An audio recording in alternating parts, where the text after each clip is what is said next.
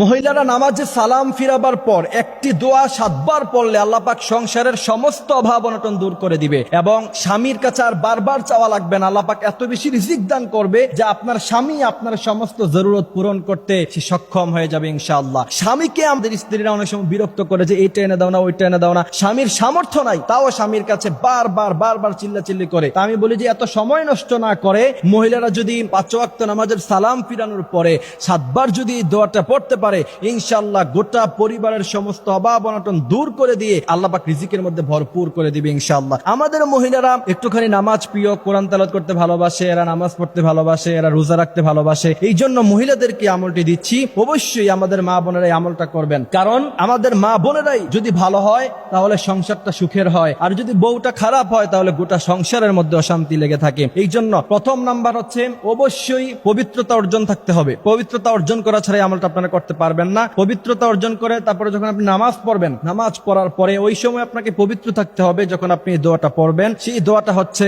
7 বার করে পড়বেন 5 ওয়াক্ত নামাজের পরে। ইয়া কাদিয়াল হাজাত, ইয়া কাদিয়াল হাজাত, স্পষ্টভাবে শুদ্ধভাবে লিখে নেবেন ইয়া কাদিয়াল হাজাত। এটা সুন্দরভাবে মুখস্থ করে লিখে নিয়ে তারপর ইনশাআল্লাহ আপনারা প্রত্যেক নামাজের পরে ইয়া কাদিয়াল হাজাত 7 বার করে পড়বেন এবং 3 বার পড়বেন আস্তাগফিরুল্লাহ রাব্বি মিন কুল্লি যামবি ওয়া আতুবু ইলাইহি লা হাওলা ওয়ালা কুওয়াতা ইল্লা বিল্লাহিল আলিয়্যিল আযীম। এই 3 বার আস্তাগফিরুল্লাহ পড়ার পরে ইয়া কাদিয়াল হাজাত পড়বেন।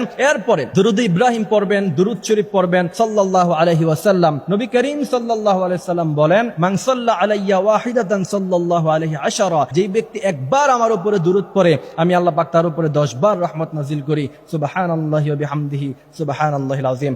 এই জন্য অবশ্যই এই দুরূদ পড়ার পরে যখন আপনার উপরে রহমত নাজিল হবে, তারপরে ইয়া কাদিয়াল হাজাত 7 বার পরে এরপরে আপনি আল্লাহর কাছে চাইবেন। আর দোয়ার মধ্যে পড়বেন রব্বানা যালামনা আনফুসানা ওয়া ইল্লাম তাগফির লানা ওয়া তারহামনা লানাকুনান্না মিনাল খাসিরিন রব্বানা আতিনা ফিদ দুনিয়া হাসানা ওয়া ফিল আখিরাতি হাসানা ওয়া কিনা আযাবান নার। এই দোয়াগুলি পড়ে ইনশাআল্লাহ এরপরে যখন আপনি আল্লাহর কাছে চাইবেন, আল্লাহ বলছেন ইন্না রাব্বাকা ইয়াবসুতুর রিজকা লিমান ইয়াশা ওয়া ইয়াকদির। অসংখ্য রিজিক আছে আমার কাছে, তোমার কত চাই আমি আল্লাহ তোমাকে সব দিয়ে ভরপুর করে দিব। সুবহানাল্লাহি ওয়া বিহামদিহি সুবহানাল্লাহিল আযীম। আল্লাহ পাক আমাদেরকে আমলগুলি করার তৌফিক দান করুক, আমিন।